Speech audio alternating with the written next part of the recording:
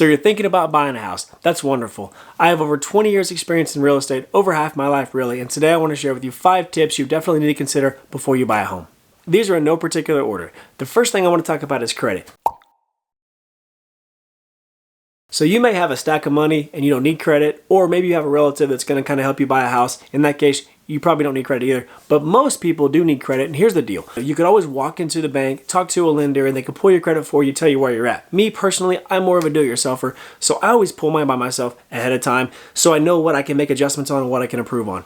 A site that I use, and there's no affiliation here, I just use them myself, I love them. It's myfico.com, link in the description if you want to check it out. I think each report is $15, so a total of $45. There are 3 reports: Experian, Equifax, and TransUnion. Banks pull different ones depending, or they might pull them all and take the average. So it's good to take care of them all. That way you know what you're looking at. So if you go to myfico.com, you can pull your credit reports, and what it will show you is your credit scores, your credit history, what you've been late on, delinquencies, any collections. You definitely want to see that because it will also show you a simulator. Now the simulator is really cool. Let's say your score is a 705. You can put on there that you want to pay your bills on time for the next 10 months, and then your credit will be this. A lot of people I talk to that are first-time home buyers don't know what their credit score is. They've never pulled it because a lot of them tell me they're afraid of what it might be. Well, you have to look and find out. You have to start somewhere. The good thing about credit is it is not forever. You can always fix it. You can always repair it. So if you have something bad on there, don't be scared to look at it. Figure out what's going on, what's bad about it, and start going towards fixing it. If you have any questions on that, I'll probably do a video more on credit in the future.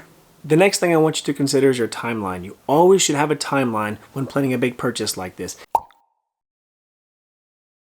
Let's say you rent somewhere and your lease expires in July and it's January. Well, good, you got several months to plan it out.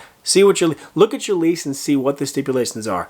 What's the clause if you break it early? You always want to consider those things. You have time to save money, fix your credit. You always want to plan out exactly what you want to do, where you're going, and you always want to set a timeline. It always helps me personally to write it all down month by month. I want to accomplish this by January, February. I want to accomplish this by March. It always helps me a ton to do that. You always want to consider that, so at the last minute, you're not rushing around. So you've looked at your credit, you've considered your timeline. Now it's time to speak to a lender. Don't just go out to the first lender you see. Shop around a bit. I'm not saying have every one of them pull your credit. You don't want too many inquiries on your credit. But if you have 1 or 2, it's not going to hurt you too much. Here's what I would do. Talk to your family and friends. See who they bought a house through, what lender they used, and find out who you're more comfortable using. Speak to them. Go sit down. Don't have them pull your credit yet. Talk to them and see if you like what they're about. See if you like their policies.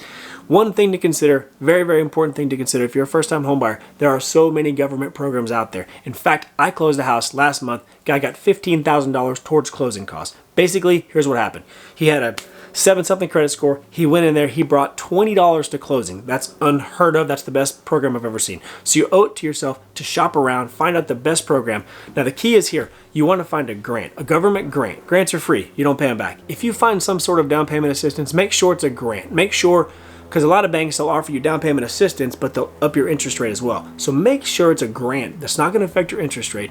Just make sure, be thorough, talk to people, talk to your friends, talk to your folks, talk to whoever you're talking to. Find out who the best lender is. Shop around for different government programs too to help you out. Trust me, every dollar definitely counts. Okay, you've picked out a lender. You got your pre-approval letter. You're ready to go. Okay, find a realtor. This is very important also. They are your voice. They are on your side of the transaction. So make sure you don't pick one that's after a commission only. Make sure they care about you, what your goals are. Make sure you can build a relationship with them and you fully trust them. It's very, very important. Trust me, I'm a realtor and that's my first priority is always to build a relationship. Make sure I understand exactly what the clients are looking for. So talk to your people. Find out which your friends might be realtors. Find out what's a good fit for you. Look online. Look at reviews. That's the best way to do it. Pick a good realtor. You'll be so happy you did. With the contracts, you have inspections coming up, all these main things. And if you're not, a real estate guru, you definitely need a realtor that really cares about you. Be sure to choose wisely, take your time, no rush on this. Pick the right one.